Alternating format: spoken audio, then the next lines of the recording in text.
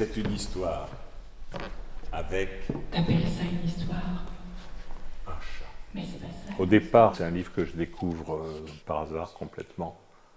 Et je me rends compte au bout d'assez longtemps en fait que c'est un livre de 1964. On a regardé ce texte et j'ai trouvé qu'il swingait. D'abord j'ai réécrit complètement ce livre. Je l'ai allongé, j'en ai fait un spectacle.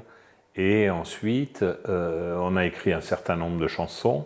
Au départ, il y a un narrateur. À ce moment-là de l'histoire, l'enfant se pose la question du pourquoi et du comment. Donc Roland, en narrateur, qui nous raconte l'histoire, qui n'est pas vraiment une histoire. Et on a donc un narrateur qui est aussi musicien, en fait, qui joue de la guitare, des guitares. Donc voilà, donc Roland en narrateur, François Vong qui joue du saxophone soprano et baryton, donc un instrument très imposant, magnifique. Et qui est presque aussi narrateur comme moi en fait. François, il représente aussi la musique improvisée, toute l'improvisation en fait, du spectacle.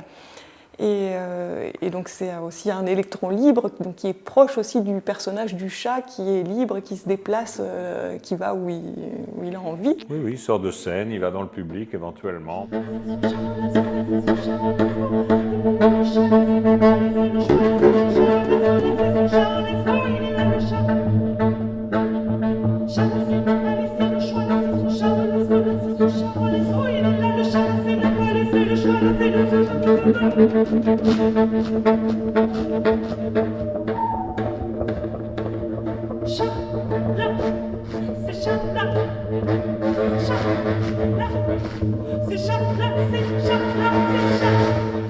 Et il y a Maïté aussi. Je chante dans ce spectacle, donc justement le saxophone est une grande source d'inspiration en fait, pour le chant, parce que le saxophone parle mais il chante aussi.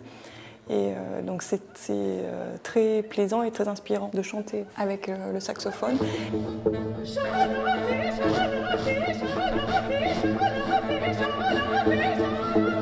Les machines aussi sont très intéressantes aussi pour la voix, parce que c'est une sorte de jeu de cache-cache et de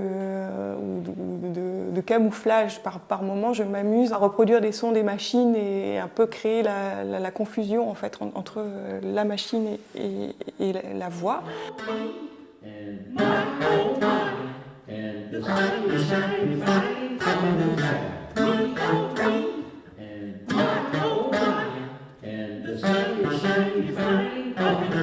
On utilise d'ailleurs dans le spectacle de la voix de synthèse aussi, donc il y a cette réflexion autour de la voix un peu à multiples facettes.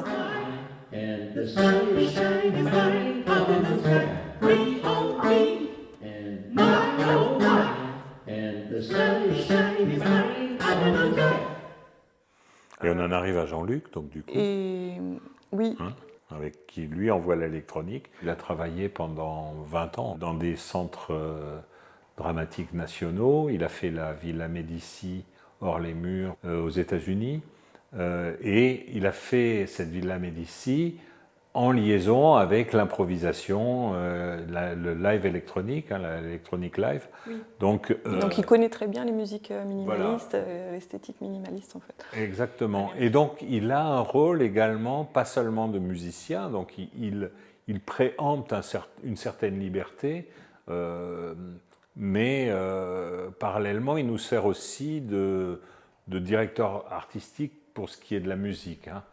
C'est-à-dire qu'il vient intervenir pour recadrer parfois les choses, qu'elles soient finalement au plus proche de ce que lui a pu expérimenter par le passé, et en particulier toutes les histoires de spatialisation, de diffusion multicanale, il préfère dire. Ce qui indique aussi la place du spectateur. Donc, on a travaillé dans les spectacles précédents en fait, sur des formes circulaires, et ça va être du semi-frontal.